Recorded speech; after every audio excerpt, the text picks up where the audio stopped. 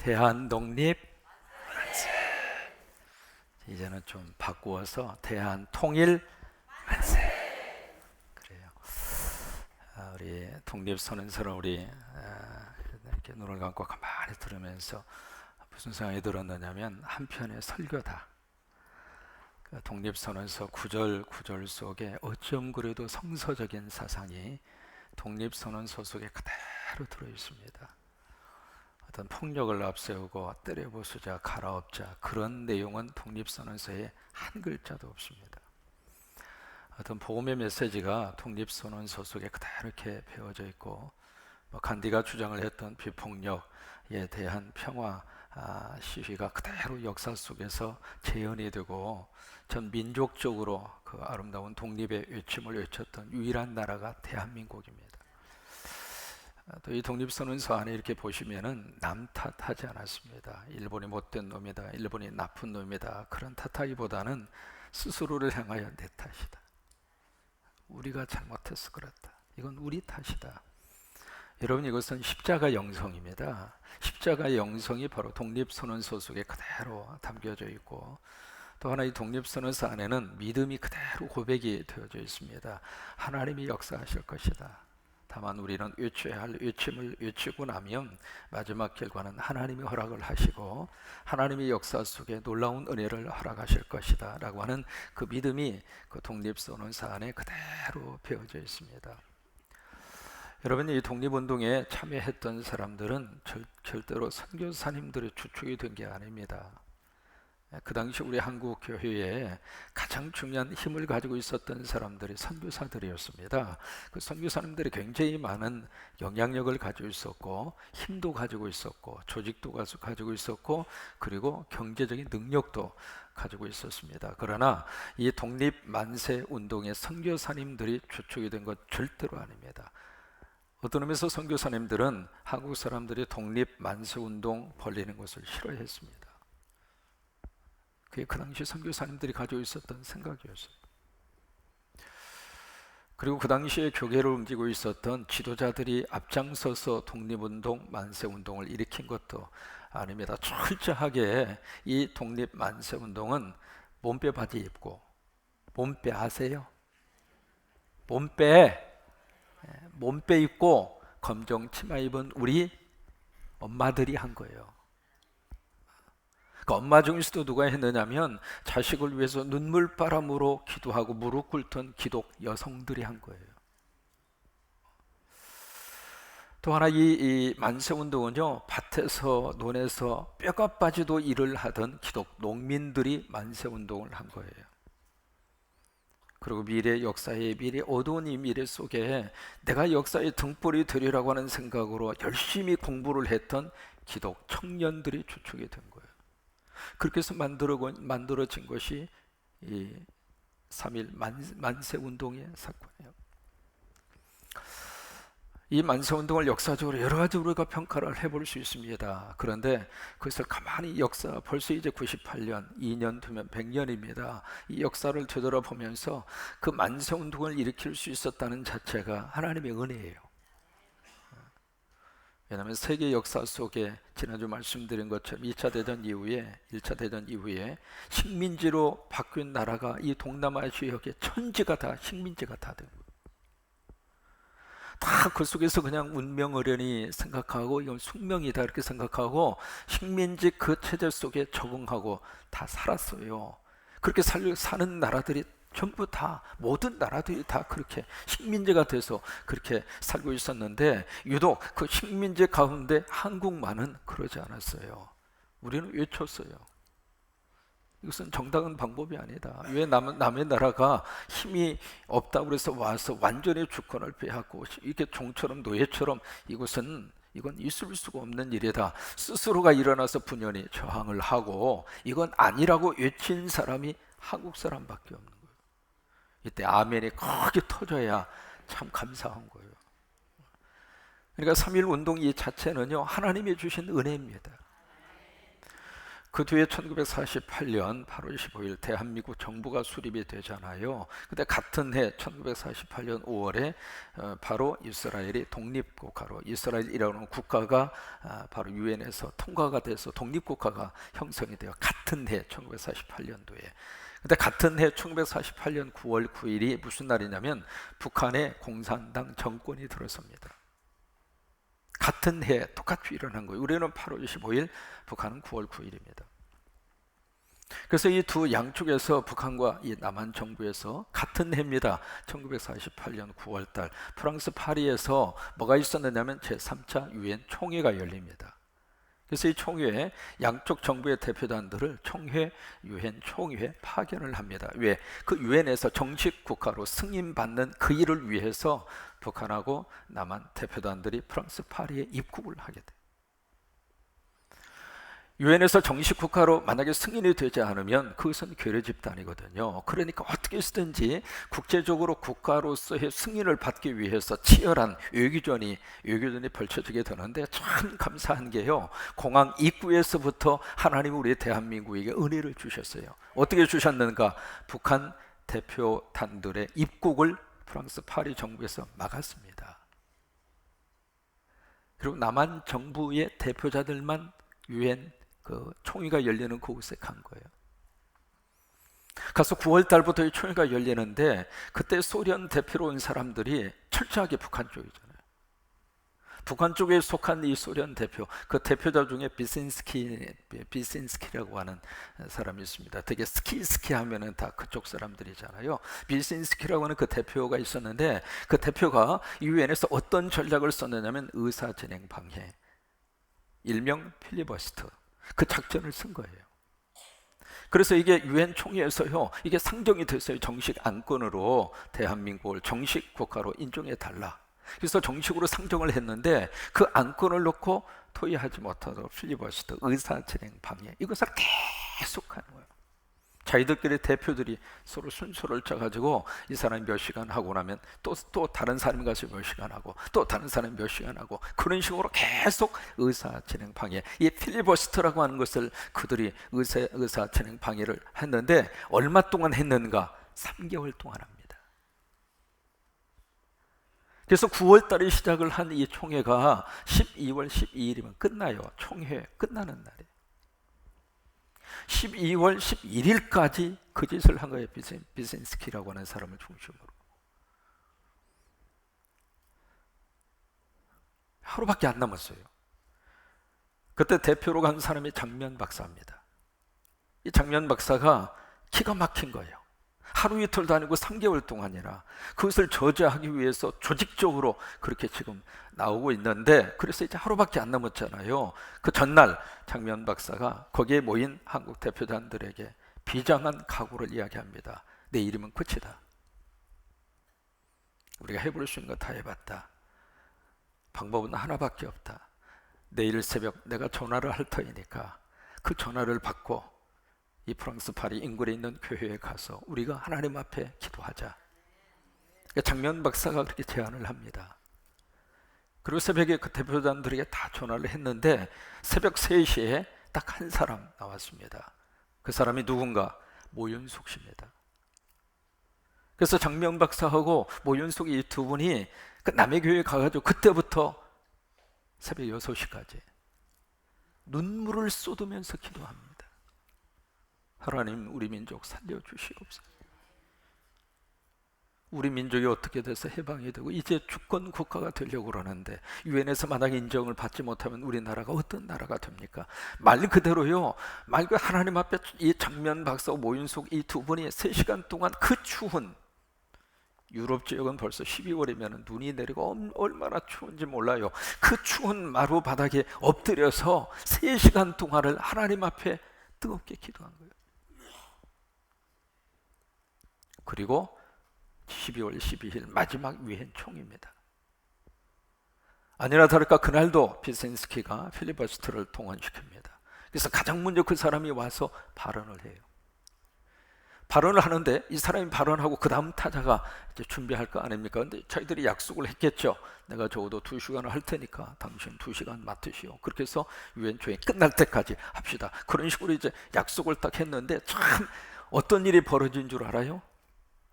그 새벽 기도의 역사가 그 현장에서 나타난 거예요.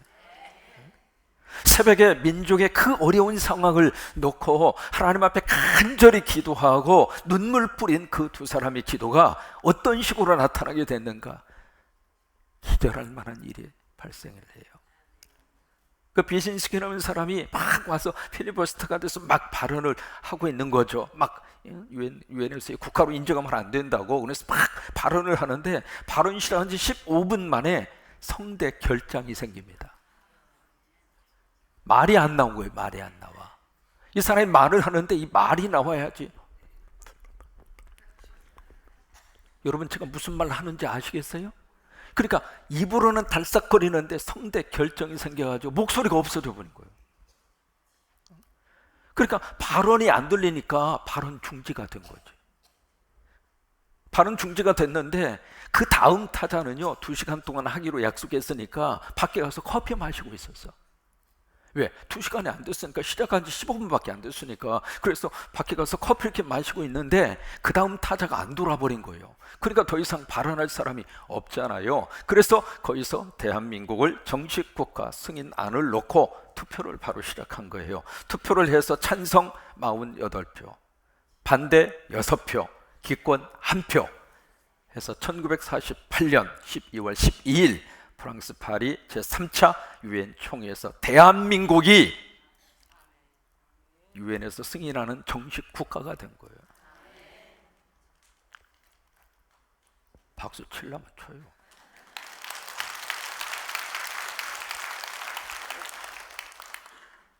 참 하나님의 역사입니다.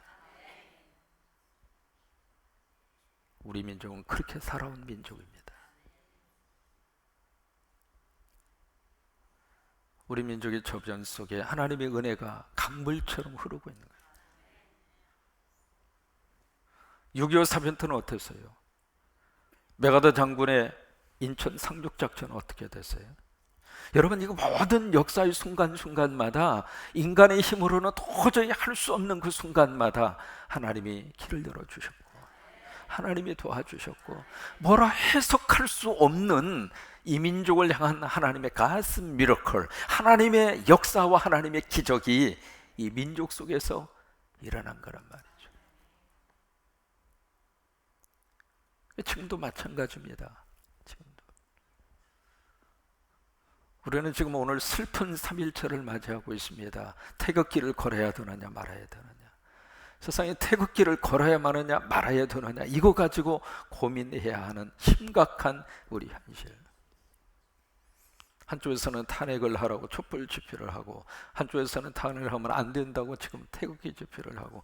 그런데요 태극기 집회에 왜 성조기를 들이매는지 난 그건 진짜 이해가 안 가요. 왜 거기에 미국 국기를 가지고 갑니까?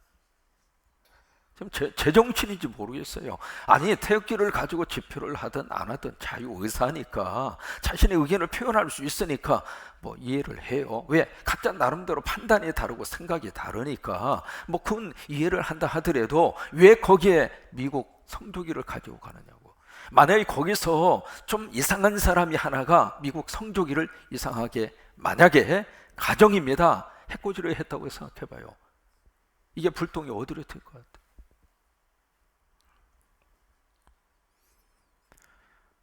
그 모습을 지켜보면서 참 우리 민족이 정말로 하나님 앞에 12월 11일 장면박사, 모윤숙 두 분이 새벽에 그 차가운 새벽 남의 나라 자기 교회도 아닌 교회당에 들어가서 3시간 동안 눈물 흘리면서 기도했던 것처럼 우리 함께 기도해야 돼요. 기도밖에는 방법이 없어요. 이 민족을 하나로 아울릴 수 있는 분도 하나님이시고 탄핵의 기각이냐 인용이냐 그 뒤에 나타나게 될 현상을 아물게 해 주실 분도 하나님이시고, 어쨌든 우리 민족은 위기 속에서 하나님 앞에 엎드릴 수 있는 영성을 주셨어요. 그 기도를 하나님이 받으시고 다시 한번 우리 민족 속에 하나님이 큰 은혜를 베풀어 주시기를 바라고, 다른 사람이 기도하는 것이 아니라 저와 여러분. 그래서 때 맞추어서 요한계시록을 하나님이 강의하라고 하시는 것 같아요. 여러분 꼭 들으셔야 해요. 아무리 바쁜 일이 있어도, 새벽에 일어나는 것이 아무리 힘드셔도 내 인생에 종말처럼 가까운 문제가 없어요. 여러분 그렇잖아요? 만약에 딱 하나님께서 우리에게 나타나셔서 히스기야 왕에게 말씀을 하신 것처럼 너 앞으로 1년 후에 죽어. 그럼 어떻게 할 거예요? 그래서 적어도 믿음 생활하면서 요한계시록만은 처음부터 마지막까지 제대로 신학을 하고, 제대로 거기에 연구를 하고, 제대로 목회 현장에서 목회를 하고, 그 경륜을 가지고 계시록을 풀어가는 강의를 꼭 한번 들으셔야 된다. 이상한 쪽으로 몰고 가는 그런 계시록 강의 말고. 그래서 여러분 꼭 이번에 새벽에 같이, 왜요? 다음 주부터는 우리 민족의 큰 분수령이잖아요. 어느 쪽으로 결론이 날지 누구도 몰라요. 바라기는 전체 국민의 80%가 탄핵을 해야 한다. 탄핵을 인용적으로 절대적인 다수의 80%의 국민들이 그렇게 여론이 지금 나와 있기 때문에 그 여론을 무시할 수 없는 그들이 여론 쪽의 방향으로 흘러가리라고 믿습니다만, 그러나 막상 뚜껑이 열려봐야 할 거 아닙니까? 그러니까 어느 쪽으로 결론이 나든지 간에 우리는 이 민족의 뿌리는 흔들리면 안 돼요. 여러분 그건 인정하셔야 되잖아요. 이쪽으로 나든지 저쪽으로 나든지 어느 쪽으로 나든지 간에 이 민족의 앞길은 하나님이 도와주셔야 돼. 그래서 우리 민족이 더 이상 도둑나지 않도록. 다시 한번 하나님이 1948년도 우리 민족에 부어주셨던 그 충만한 은혜를 이 민족 가운데 다시 한번 부어주셔서 다시 한번 그 은혜 속에서 우리 민족이 일어설 수 있는 그런 기회를 가질 수 있도록 하나님이 도와주시기를 바라고, 그런 역사가 임할 수 있게 되기를 주의 이름으로 축원합니다. 오늘 로마서 3장은 인간을 두 가지로 봐요. 첫째, 율법의 잣대로 볼 수 있고 은혜의 잣대로 볼 수 있는 거예요. 이 두 가지의 잣대로 보는데 인간은 거의 대부분 다 율법의 잣대로 나를 보고 상대를 봅니다. 그러면 법이라고 하는 잣대로 나를 보고 상대를 보면 부족한 부분이 더 크게 보이는 법이에요. 저 사람이 잘못했다, 저 사람이 문제가 있다. 참 묘해요. 사람은요, 저 사람이 좋은 점보다도 나쁜 점이 먼저 보입니다. 이게 척 봐가지고 아유 우리 마리아 얼마나 이뻐, 이뻐. 이것은 지금 은혜로 보고 있는 거예요. 은혜로 보니까 다 예뻐요. 이 비가 내리는 주룩주룩한 이 밤에 집에서 빈대떡이나 잡수고 계셔야 될 터인데 그래도 와서 하나님 앞에 찬양하고, 이게요 은혜로 보면 다 그렇게 사랑스럽게 보입니다. 그렇게 감사하게 보이고 그렇게 소중하게 보일 수가 없고, 멋진 우리 피아니스트를 하나님 보내셔가지고 세상에 손가락이 얼마나 부드러운지, 그냥 건반 위로 와 천사의 손가락이 움직이는 것 같아요. 이게 사람이 은혜로 보면 다 좋아 보이는 거예요. 근데 이게 율법으로 보면은 세상에 안 좋은 것이 먼저 보이는 거예요. 로마서 3장 19절 24절의 말씀이 바로 그 말씀을 우리에게 해주시고 있는 것이거든요. 보세요. 19절에 보실까요? 우리가 알거니와 무릇 율법이 말하는 바는 율법 아래에 있는 자들에게 말하는 것이니 이는 모든 입을 막고, 이게 율법이에요. 우리가 법 앞에 딱 서면은 입이 막힌다, 할 말이 없다 이 말이에요. 왜? 법이 우리에게 주는 것은 모든 사람은 다 죄인이다, 이게 법의 판결이에요. 그래서 입을 막는단 말이죠. 그래서 20절에 보시면 그러므로 율법의 행위로 그의 앞에 의롭다 하심을 얻을 육체가 있어요 없어요? 그러니까 율법의 잣대로 보면은 좋은 사람, 착한 사람 하나도 없다 그 말이에요. 율법으로는 죄를 깨달음이니라. 그래서 여러분 가끔 그런 이야기 하죠. 이분은 법 없이도 산다고. 그런 말 종종 하잖아요. 이게요 맞는 말 같으면서도 틀린 말입니다. 물론 법 없이 산다, 그 이야기는 양심대로 산다 그 말이에요. 누가 보아도 깨끗하게 산다, 그것을 그렇게 빗대서 이야기를 하고 있습니다만, 사람은요 법이 없으면 못 삽니다. 법이 있어야 사람은 살아요. 만약에 법이 없으면은 권력층이 잘못했을 때 내버려 둔다? 어떻게 가야죠? 지금 대한민국은 어떤 의미에서 하나님이 너무 좋은 기회를 주셨다고 나는 생각하고 싶어요. 왜요? 지금까지 있었던 누구도 건들지 못하는 것을 건들도록 이번에 특검들이 거의 목숨 걸고 한 거라고 나는 생각해요. 그러니까 그런 기회를 하나님이 나는 주셨다고 생각해요. 왜? 법 앞에서 서민이나 부자나 법 앞에서는 누구든지 잘못하면 잘못한 것에 대한 죄를 져야 돼요. 그러니까 이 율법이 주는 기능 중 하나가 바로 그거예요. 그래서 법이 없으면 우리는 못 사는 거예요. 법이 없으면 무질서와 강자의 세상이 돼요. 그래서 법이 있어야 우리가 사는 거예요. 근데 그 법이 우리에게 주는 것 중 하나가 바로 뭐냐면, 그 법은 우리에게 또 다른 죄에 대한 모습을 들추는 것으로 끝나는 거예요. 법이 우리를 좋은 사람으로 만들어 주진 않아요.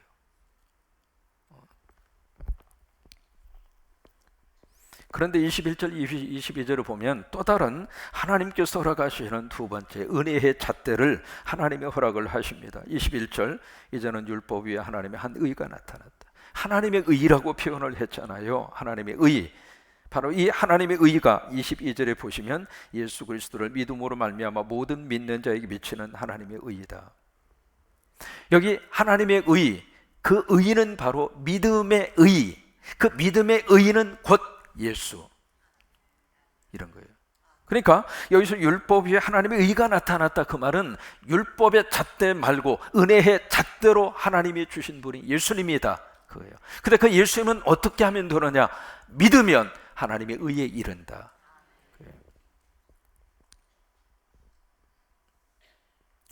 그래서 하나님의 의가 내 가슴 속에 살아있을 때 행복한 거예요.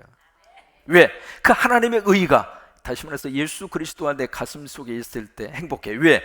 여기가 하나님의 성전이 되는 거예요. 고린도전서 3장 16절, 여기가 하나님의 성전이 되는 거예요. 하나님의 영이 거하는 하나님의 성전이 되는 거예요. 그렇기 때문에 하나님의 의, 예수 그리스도가 이 가슴에 있을 때 최고로 복되게 사는 거예요.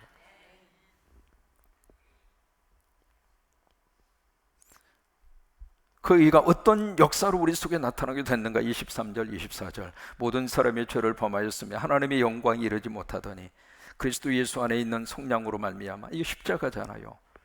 십자가를 통해서 하나님의 은혜로 값없이 의롭다 하심을 얻던 자, 거기에 동사가 중요해요. 얻은 자. 과거형 얻었던 자, 그거 아니에요. 미래형 얻을 것, 앞으로 얻을 것, 미래형이 아닙니다. 현재형. 얻었다 이 말이에요. 보세요. 예수 믿으면 하나님이 우리를 이미 하나님의 자녀 삼아 주신 거예요. 내가 부족하더라도 예수 믿는 순간 우리는 하나님의 자녀로 이미 태어났어요. 그때부터, 태어난 순간부터 이제는 자라가야 돼. 그러니까 얻은 자 되었느니라, 이미 얻었다 그 말이에요. 그런데 그 다음에 이 얻은 것을 어떻게 우리에게 주셨는가? 은혜로 값없이, 믿음으로. 이게 구원에 대한 역사잖아요. 다시 말해서 하나님은 대가를 엄청나게 치르셨고 우리는 그것을 그냥 믿음으로 받고 공짜로 받고. 제가 말씀드렸죠. 이 세상은 공짜가 없어요. 열심히 일하던 분이 어느 날 갑자기 누가 보냈는지도 모르는 이상한 그 택배가 이렇게 와가지고 딱 열어보니까 세상에 그렇게 가고 싶었던 브로드웨이, 인기리에 상영되는 브로드웨이 공연 티켓 2장이 탁 들어있어서 어머머머머, 이런 것을 누가 보냈을까? 앞뒤로 아무리 보아도 보낸 사람이 없어. 그런데 그 브로드웨이 그 공연 너무 듣고 싶었고, 그래서 여보, 누가 보냈는지는 모르지만 그래도 이거 너무 아까우니까, 버리기 아까우니까 가서 봅시다 해주고 둘이 가서 잘 봤어. 누가 보냈는지 모르지만 고맙습니다 하고 잘 보았어요. 보고 집에 딱 오니까 세상에 집이 아수라장이 된 거야. 집에 있는 귀중품만 다 빼가지고 다 가져와. 그리고 탁자 위에다가 메모가 한 장 있길래 딱 써져 있는 거예요. 누가 보냈는지 이제 알겠지롱. 세상의 공짜 뒤에는 항상 위험 요소가 있어요. 그게 세상이에요. 그런데 하나님이 주시는 이 구원의 역사는 공짜의 위험 요소가 없어요. 그래서 하나님이 좋은 거예요. 여러분, 이 하나님의 은혜가 이 에스더 기도회를 통해서 우리 민족 속에 다시 한번 하나님이 부어주시기를 원하고, 이 하나님의 은혜가 우리 민족 속에 우리 가운데 충만히 하나님이 역사를 하셔서 정말 우리 민족의 이 약한 부분, 전 세계 앞에 지금 대한민국 이게요, 경제 10위권에 두는 나라에서 대통령이 이렇게 한 역사가 없는 거예요.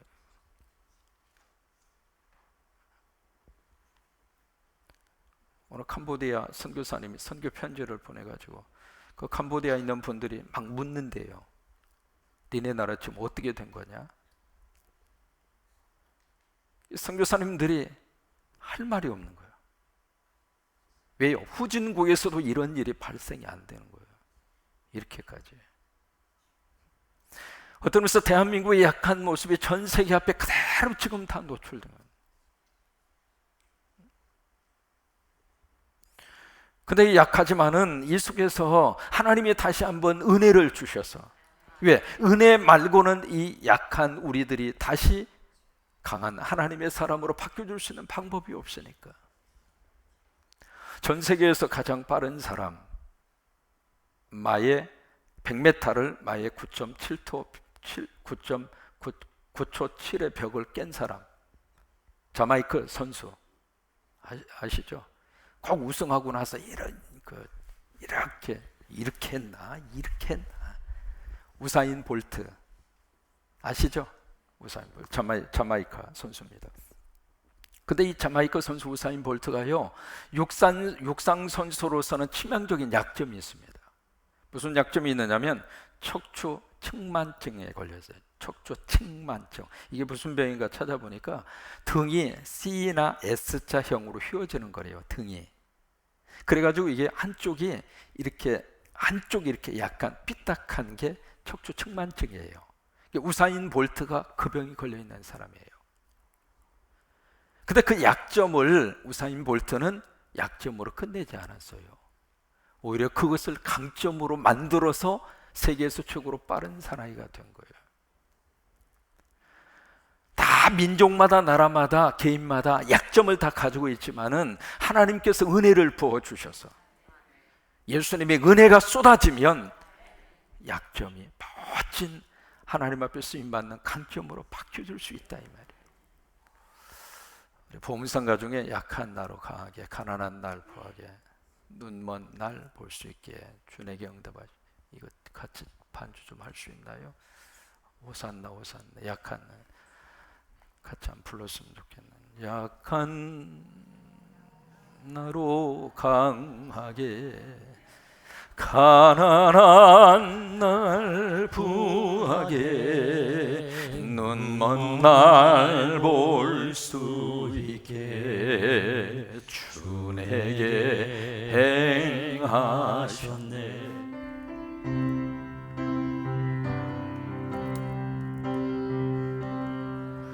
건너야 거기서 내 시선 내 이제 주의 은혜가 나를 향해 흐르네.